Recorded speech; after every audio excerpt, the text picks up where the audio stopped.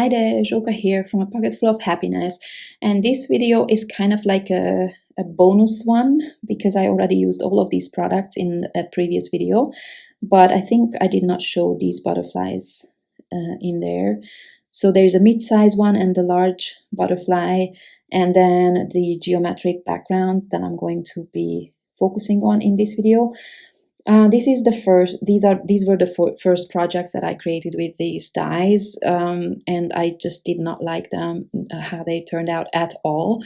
But since I already edited the video, I thought I will post it anyway. Maybe it helps you in some way.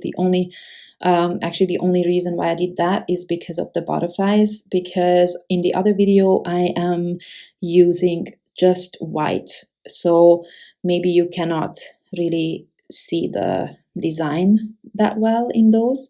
So here I'm doing what I was actually planning to do with the butterflies is I'm adding as much color as possible. However, I did not feel all of it actually, just the middle sections and the bottom.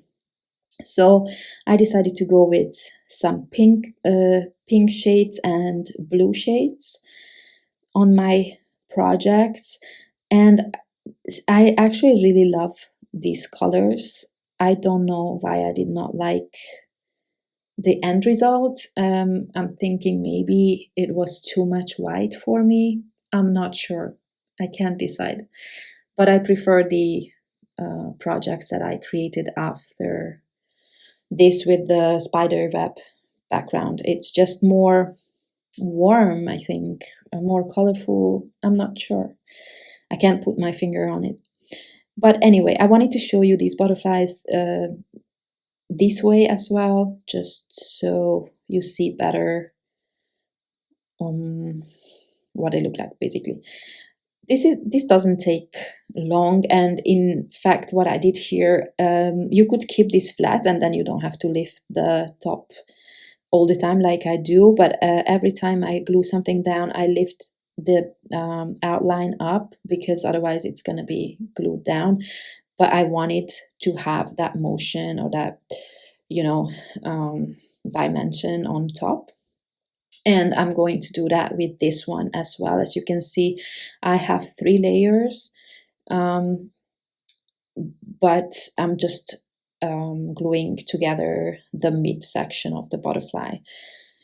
I like to have movement on my cards, so I bend the wings a little bit, and I'm doing exactly the same thing as on the large butterfly. I added the dark blue layer in the middle so that I don't have to fill in those little dots at the bottom, but I still have a different color there, because you can see that. Then I move on to the geometric background, and I like to layer up my die cuts so that they are a bit more dimensional and more interesting. And then again, I'm creating 5x7-inch cards. And for this card, I'm actually using 2 or 3 layers. Now I cannot tell. It doesn't really matter, whatever you prefer. One is enough as well if that's what you like. And now I'm going to place, or I will do the inlay technique. This is obviously very simple here because the shapes are big. And I'm kind of going from pink to blue. Blue at the bottom, pink at the top. But I did not quite go from light to dark like I normally do. I mixed it up a little bit. And I'm using a liquid glue for this. Once I'm done, I will finish my card. I'll add about 1 butterfly, and you can see that also is pink at the top and blue at the bottom, so it's kind of tone on tone. And for my sentiment, I'm using gold cardstock and the mini alpha die from the previous release. Now this one is just white and I'm adding the large butterfly in, well, this card is kind of a different orientation, right? The other one was portrait, this one is landscape. And because I was too lazy to create a longer sentiment, because, you know, I layer these up so that you basically have to die cut each letter 3 times. I was too lazy to create a longer sentiment. I will admit that. So I'm going with hey. And yeah, I will add some enamel dots to the body, well, to the head, basically. And on this one, I will also add some more to the body. Actually, I went back to the other one as well and added the enamel dots to the body.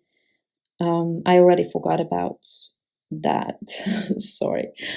And then for my third, I'm using the leftovers again, which I layered up and offset, just so I'm not wasting anything. And I backed this now. I backed it the way I usually used to back cut files, right? Just everything manually.